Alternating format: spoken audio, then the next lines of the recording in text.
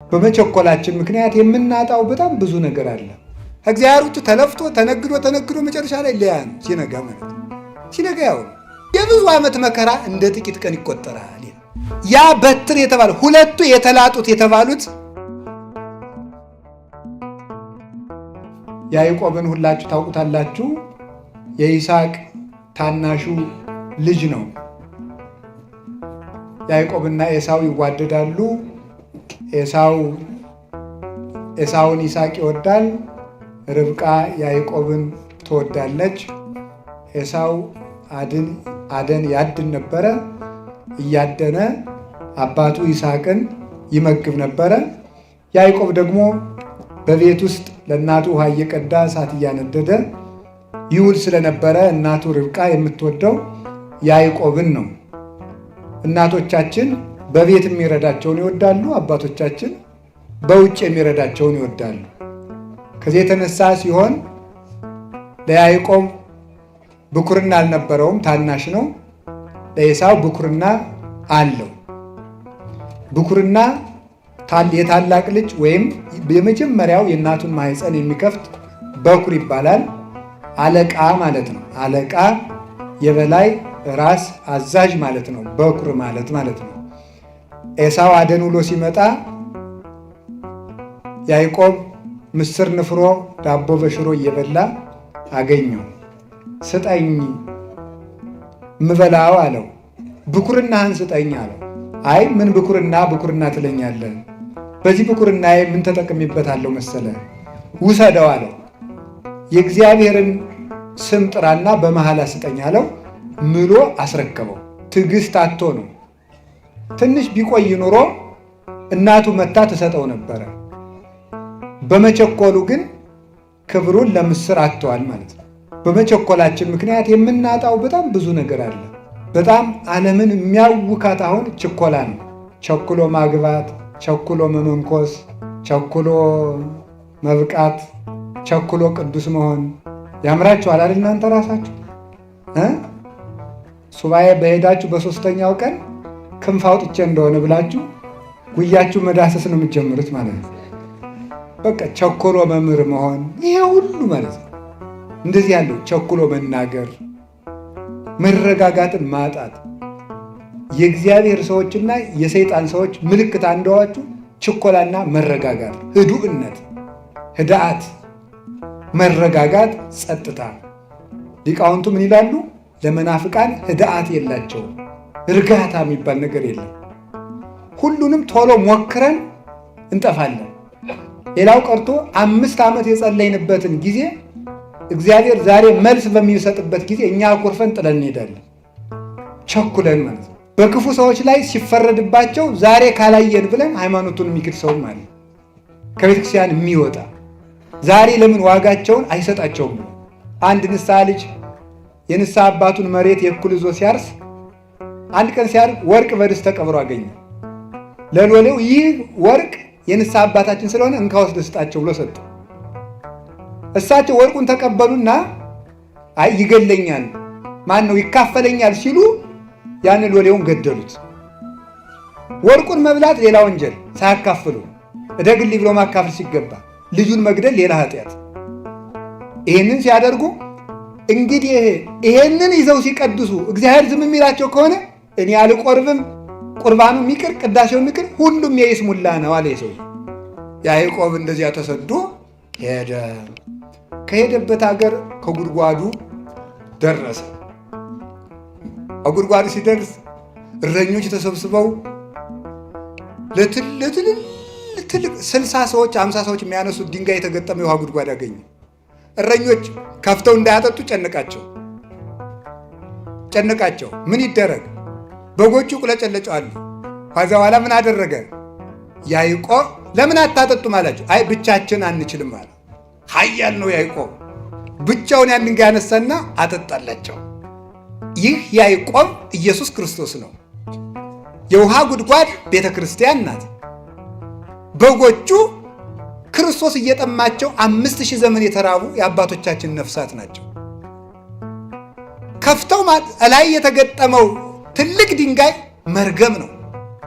አበውን ተጭኖ የነበረው ገፍተው ማጠጣት አቅቷቸው የሚቁለጨለጩት እረኞች ነቢያት ናቸው። ዓለምን ማዳን ያቃታቸው ተመልከቱ።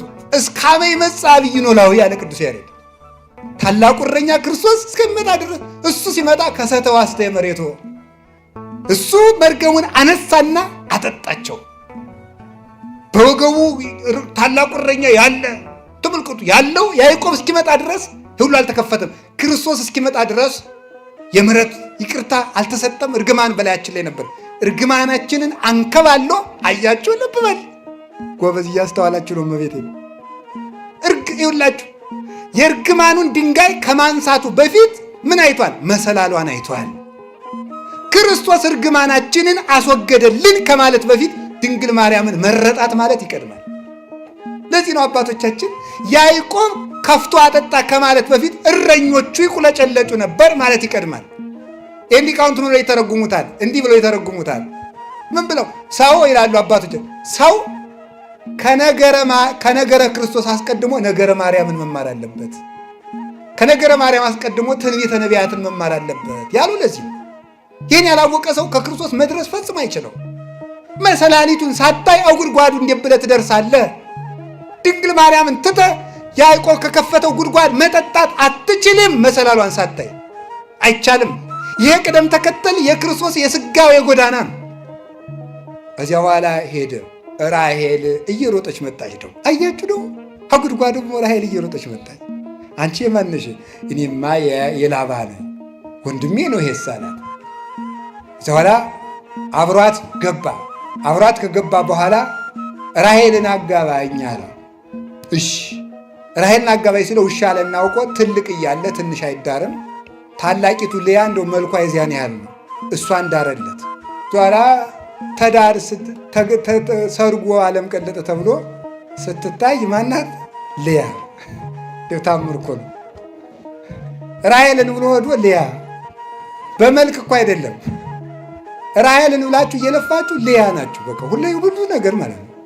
መጨረሻ ላይ መልክ ለፍቶ ልያ ከእግዚአብሔር ውጭ ተለፍቶ ተነግዶ መጨረሻ ላይ ልያ ነው ሲነጋ ማለት ነው።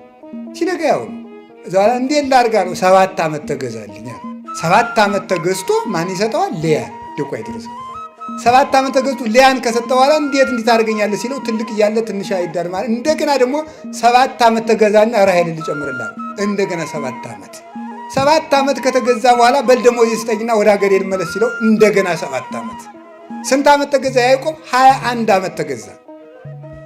ግን ያዕቆብ ራሔልን ይወዳት ነበርና ለያዕቆብ ጥቂት ቀን ሆነለት ይላል። በያዕቆብ ውበት ምክንያት 21 ዓመት እንደ ቀን ተቆጠረ። ራሔል መንግሥተ ሰማያት ናት ይላሉ ሊቃውንቱ። ስለ መንግሥተ ሰማያት ውበት የብዙ ዓመት መከራ እንደ ጥቂት ቀን ይቆጠራል። ያዕቆብ መከራውን ያልሰለቸው የሚወዳትን ራሔልን ስለሚያውቅ ነው። ቅዱሳንን መከራ ያልሰለቻቸው የመንግሥተ ሰማያትን ውበት ስለሚያውቁ ነው። ለጥቂት ሰዓት ቅዱስ ጳውሎስ ያን ያህል ዓመት ተሰቃይቶ የጥቂት ሰዓት መከራችን ይለዋል። የጥቂት ሰዓት መከራችን ብዙ ክብርን አብዝቶ ይሰጥናል። የጥቂት ሰዓት ቅዱስ ቄርሎስ ዘእስክንድርያ ይህን ሲተረጉም ይላል ዓለም ከተፈጠረ ጀምሮ እስከሚጠፋ ድረስ ያለ የሰው ልጅ በሙሉ ዋጋ ሆኖ ቢሰጥ መንግሥተ ሰማያትን ለአንድ ደቂቃ ትክ ብሎ ለማየት እንኳን ዋጋ አይገኝም ይላል። ግን አጋንንትን ያሳፍራቸው ዘንድ ሕያው ቅዱስና መሐሪ እግዚአብሔር ይችን የመሰለች ሀገር በቀዝቃዛ ውሃ ሰጠን ይላል። በቀዝቃዛ ውሃ መንግሥተ ሰማያትን የሚሰጥ ነጋዴ እግዚአብሔር ብቻ ነው። ከዚያ በኋላ ያዕቆብ ደመወዜን ስጠኝ ሲለው 7 ዓመት ገዝቶ ደግሞ አልሰጥም። እኛም የመንግሥተ ሰማያትን ውበት ገብቶን መከራ እንድንንቅ እግዚአብሔር ይርዳን። ራሔልን ለማግኘት ስንት ዓመት መገዛት ያስፈልጋል? ልያን እዘህ የምትሮጥ ከሆነ መሮጥ ይቻላል። ራሔልን እስከምታገኝ ድረስ ድካም ነው።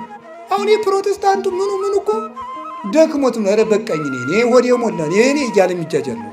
ልያን ይዞ የሚሮጥ ነው ይሄ ሁሉ ማለት ነው። ራሔል አይደርስም። ትዕግስት የላቸውም። ለራሔል ዋጋ አይከፍሉም። ለመንግሥተ ሰማያት ዋጋ አይከፍሉም። አዛላ ተገዛ። ደሞዜን ስጠኝ ስለው አልሰጥም። ኋላ አይ በቃ እንግዲህ አይደርስም መስሎት እኮ ነው። በል እንግዲህ ዝጉርጉር እግዚአብሔር ምን ብሎ ይመክረዋል ያዕቆብን? ዝጉርጉር ሲወለድ ለእኔ ይሁን በለው አለ። ኋላይደና ዝጉርጉር ሲወለድ ያዕቆብ በግ ጠባቂ ነው። አብዛኞቹ የእግዚአብሔር ቅዱሳት በግ ጠባቂዎች ናቸው። የሚገርማቸው ከዚ በኋላ ዝጉርጉር ዝጉርጉርን ስጠኝ ብለዋል። ዝጉርጉር ሲወለድ ልውሰድ አለ። ውሰድ አለ። ዝጉርጉርን ምን 10 ዓመት አንድ ቢወለድ ነው ብሎ ነው። እንደው ድረስ እኮ አይደርስም መስሏችሁ የምትገቡት ቃል ኪዳን ብዙ አይደል? እንደዚህ እኮ ነው ማለት ነው። የአንዳንዱ ትዳር ቃል ኪዳን እንደዚያ ነው አይደለ? እንደዚህ አይደርስም መስሏችሁ ማለት እንዲያው እሺ በይኝ እንጂ እኔ እንዲያው ምንም እኮ ነው። ሰውየው ራሱ ዛሬ ምንም አያደርግም። እዚያው አለ የመጨረሻ በጥብጥ ነው የሚሆነው ማለት ነው። እና እንደዚህ አድርጎ አይደርስም መስኮት ዝጉርጉር ውሰድ አለ። የማይጨበጥ ተስፋ መስጠት ያጋንን መለያቸው ነው። የማይጨበጥ ተስፋ መስጠት እስቲ እግዚአብሔር ያሳየችው። አሁን ባለፈው አንድ ሰው ሲነግረኝ ነበር፣ አንድ ፓስተር ያደረገውን። ሁላችሁም አካውንታችሁን አምጡትና ባንኩን ቡኩን እዚህ ያስቀምጡትና ኢየሱስ መቶ ሺህ ብር ያስገባላችኋል። ኧረ አያስገባም። ነውር እኮ ነው በእውነቱ። የማይጨበጥ ተስፋ መስጠት ነውር እኮ ነው። ያጋንንት ጠባያቸው ነው። የመናፍቃን ጠባያቸው ነው። ጌታ ኢየሱስ ይላል በቅርብ ቀን መኪና ይኖርሃል። ላይኖርም ይችላል። ነውር አይደለም ይሄ? በቅርብ ቀን ባንኩ ይሞላል። ከየት መጥቶ ተጎልተህ ያልሰራውን? ነውር እኮ ነው። ያልዘሩትን ማጨድ ይቻላል? እንዲሁ የእነሱ ጅልነት እኮ አይደንቀኝም። የእናንተ እብደት ነው እኮ። እናንተ እብድ አይደላችሁም። እዚያ የሚያብዱትን ነው። እንዲሁ በጣም ነው እኮ የሚያስደንቀው በእውነት ማለት ነው። እንደዚህ አድርጎ እና እንደ ላባ አይደርስም እየመሰላቸው ሲደርስ እንጨናነቅበታለን ብለው የሚያደርጉ ሰዎች አሉ። እግዚአብሔር አንዱ ያደረገውን ሰምታችኋል። እግዚአብሔር ስንት ሴቶችን ነው እግዚአብሔር ከኔ ውለዱ ብሏችኋል እያለ ሲያጃጅል፣ አሁን ደቡብ አፍሪካ ታስሮ ያለ ከ60 በላይ ሴቶችን ነፍሰ ጡር አድርጎ ማለት ነው። አሁን ይህንንም እንግዲህ ጌታ ኢየሱስ ፈቅዶ ብሎ የሚቀበል እብድ ንፍልል ማለት ይህ እኮ ነው። እውነት ነው የምነግራቸው። የማይጨበጥ ተስፋ አንሰማም። ደግሞ ምንድን ነው የሚለው መጽሐፍ? የሚታየው ተስፋ አይደለም። በሚታይ ጤና ይሰጥሃል። በቅርብ ቀን በእግርህ ትሮጣለህ። በቅርብ ቀን በእጅህ ትሮጥ። ምንድን ነው እንደዚህ ያለ ነገር? በመከራ ከመሰልነው በክብር እንመስለዋለን። ከክርስቶስ ጋር እንሞታለን፣ ከክርስቶስ ጋር እንነሳለን። የሥጋ ስብከትን ተስፋ የሚያስደረግ የላባ ስብከት ይሄ ነው። ዝቁርቁሩን ውሰድ የሚል አይደርስም መስሎት። ኋላ ምን አደረገ? ያዕቆብ የዋህ ነው፣ ሞኝ ግን አይደለም። ቅድም እንደተነገርነው 3 በትሮችን ወሰደና ላጣቸው። 2ቱን ላጣ፣ አንዱን ቅጥልጣል አደረገው። ቅጥልጣል ወይም ሸመለመሌ ምን ማለት መስላችሁ? አሁን የሆነ ጫፍ ላይ ይልጠዋል፣ ቀጥሎ አይልጠውም፣ ይቀርጸዋል ማለት ዝጉርጉር ማለት ነው። ኋላ እነዚያን አንድ ነው በደንብ አድርጋችሁ እንድትሰሙ። 2ቱ ተልጧል፣ አንዱ ብቻ ነው ወስዶ አገንዳው ያደርገዋል። አገንዳው ሲያደርገው በጎቹ ያንን እያዩ እንዲጠጡ ያደርጋቸው። ሲጠጡ ደግሞ አውራ በጎች መጥተው አንድ እንዲሆኑ ያደርጋቸዋል። ከዛ በኋላ ያንን እያዩ ሲጠጡ፣ አንስት በጎች ያን እያዩ ሲጠጡ፣ አውራ በጎች መጥተው ደግሞ አንድ ሲሆኑ ያንን ብጥር የመሰለ ይጸንሳሉ። ጠቅላላ በጉ ሆነ ምን እንደሆነ ዝጉርጉር። ደውኩ ይገርማል እኮ ጠቅላላ የሚወለደው በሙሉ ምን ሆነ? ዝጉርጉር እንዲሆነ። ይሄንን ይዘው ሊቃውንቱ ሴቶች እንደው አንዱ ነው ያለ ሴቶች ወንድ በተመኙበት ቀን ሌላ ወንድ ሲያልፍ እንደው በሜዳው ተመኝተው ማታ ከባላቸው ጋር ካደሩ የቀኑን ሰው የሚመስል ሊወልዱ ይችላሉ። ይሄ በጣም ችግር ነው ማለት ነው። ይሄ በጣም ችግር ነው። ከዛ በኋላ ሰውየው ምን ሊል ይችላል? ከማን የወለድሽ ይል ያ ልጅ ደግሞ ያ ሰውየው ቁጫን ሰውዬ አስቸጋሪ ነገር ነው እውነቱ ማለት ነው። ስለዚህ ለዚህ ብልሃቱ ምንድነው የሚያስፈልገው? ዓይንን መመለስ። ዓይንን መመለስ እንዴት ያለ መልካም ነገር ነው ማለት ነው። እንደው በዚያው የሥጋውን የምናውገው ትዳሩም እንዳይበጣበጥ ብዬ ነው ይሄን ያመጣሁት እንጂ ሐሳባችን ሌላ ነው። ዝጉርጉር ተወለዱ። ከዚያ በኋላ ዝጉርጉር ተወለዱ። ከዚያ በኋላ ምልክት ያላቸው በጎች በሙሉ የማን ሆኑ? ርዕሳችን ላይ ደረስ። ትምህርታችን ይጨርስን። ዝጉርጉሮች የማን ናቸው? ምልክት የሌላቸው የማን ናቸው? የላባ ናቸው ማለት። እዛ ወደ ያዕቆብ ያንን በግ ካተረፈ በኋላ እግዚአብሔር ምን አለው? ወደ ቤቴል ተመለስ አለ። ተመለስ እንግዲህ አንተን ወደ ተግድሮ ለአንተ ወደ ተገለጥኩበት አባትህ አብርሃምን ከካራን ከካላውዲዮን አውጥቼ በመስዋዕት መሰዊያው ላይ በተገለጥኩበት ለአንተ በተገለጥኩበት ለአባትህ ለይስሐቅ በታየውበት የወርቂቱን መሰላል ወዳየባት ወደ ቤቴል በጎችና ቤተሰብን በሙሉ ይዘህ ውጣ አለው።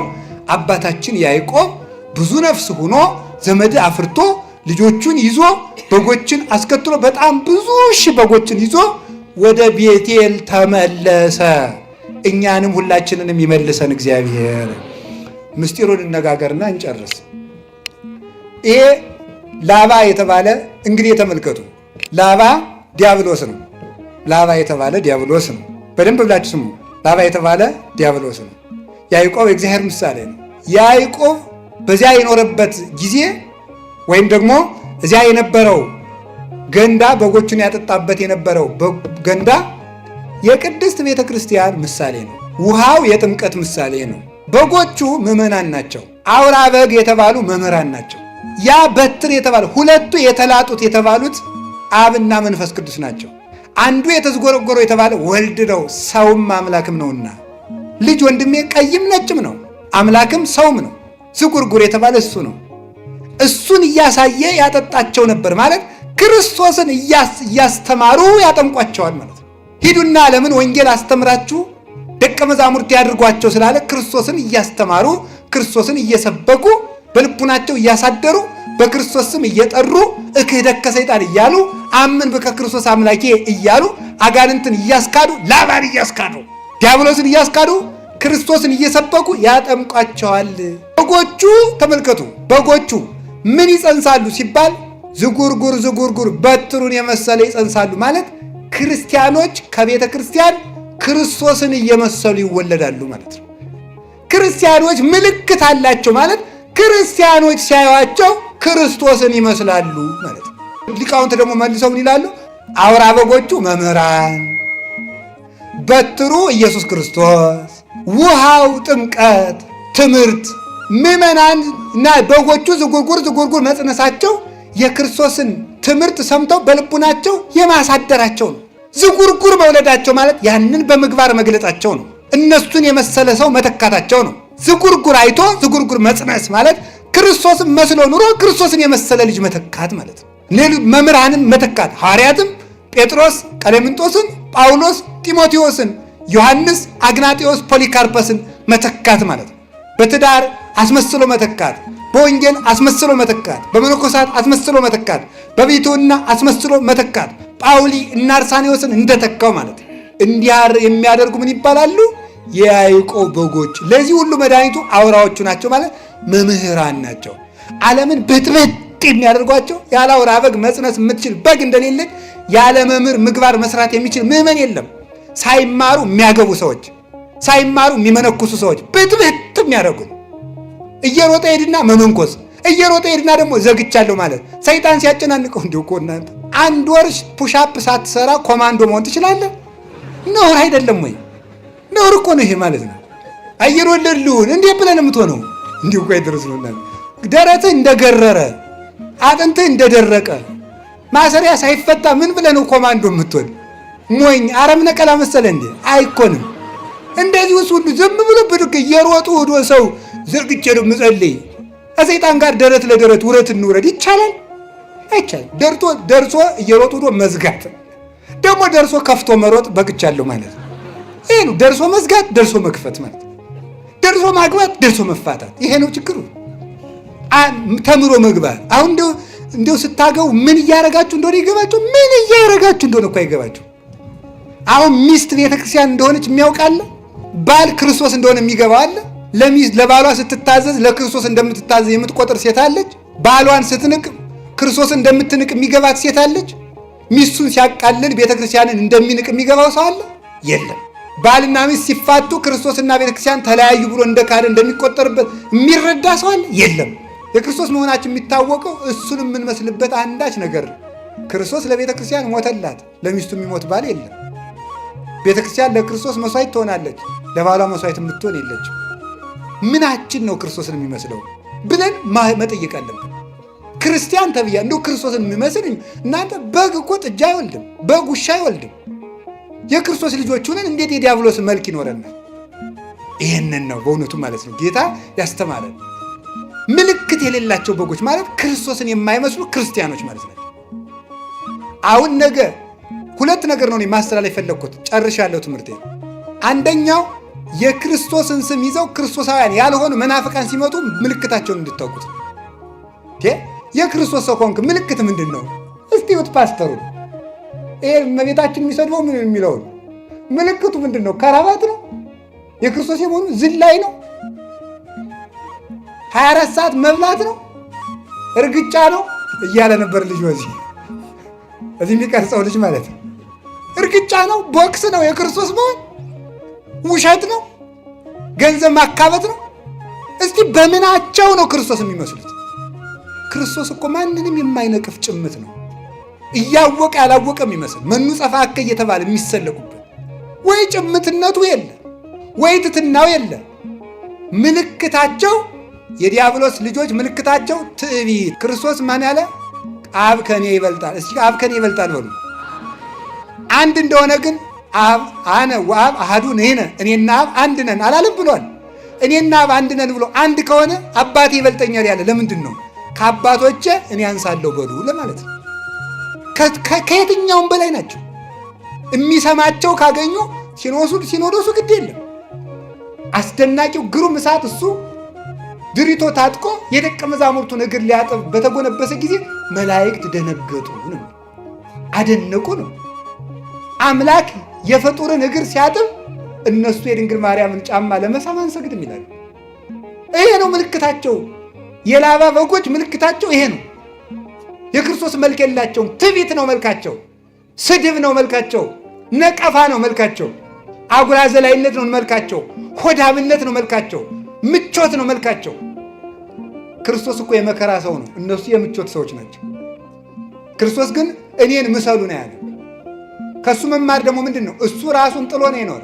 ክብሩን እንደ መቀማት እንኳን አልቆጠረው። እሱን እንድንመስል ምን አለ? ወዘሳ ያፈቅራል ነፍሱ ላይ ግድፋ። ሰውነቱን የሚወድ ሰው ካለ ይጣላት። ሰውነቱን የሚወድ በገራይተ ጥምቀት በገራይተ መስቀል ይጣላት። ኋላ ብርሃን ለብሳ ብርሃን ተጎናጽፋ ያገኛታል። ስንዴ ከጭቃ ላይ ካልወደቀች አታፈራም። እኔ ካልሞትኩ እናንተም አትነሱም። እንዲሁ ስጋችሁን ካልገሰጻችሁ አትከብሩም ነው ያለ። እሱ መስቀል፣ እነሱ ምቾት። እሱ ፍጹም ዝም የሚል፣ እነሱ ፍጹም ተሳዳቢ። ይኸውላችሁ የያዕቆብ በጎችና የላባ በጎች ልዩነታችን ይሄ። ምልክት የላቸውም። ምን ምልክት አለን እኛ? አንዷ ምልክታችን ድንግል ማርያም ናት። እግዚአብሔር ምልክት ይሰጣችኋል፣ ድንግል በድንግልና ትጸንሳለች። እግዚአብሔር ምልክት ይሰጣችኋል፣ ያቺ ምልክትም ድንግል በድንግልና መጽነሷ ነው። ኢሳይያስ ቀጠረ፣ ባለቤቱ ዮሐንስ 19:26 ላይ ነያምክም ብሎ ያችን ምልክት ሰጠን። ይችን ምልክት የያዘ ሰው የክርስቶስ በግ ነው። ምልክት የሌለው የላባ ነው ማለት ምልክቲቱ ድንግል ማርያም ናትና፣ ድንግል ማርያም የሌላቸው ሰዎች የዲያብሎስ በጎች ናቸው፣ የክርስቶስ በጎች አይደሉም። አንዱ ምልክታቸው መስቀል ነው። መስቀል የላቸውም፣ አያምኑትም፣ ይክዱታል። ቅዱስ ጳውሎስ እንዲና እኔ ከክርስቶስ መስቀል በቀር በምንም ባንዳች ነገር አልመካም፣ ሌላ ትምክህት ይራቅልኝ። ወስብሐት ለእግዚአብሔር። ይቆየን።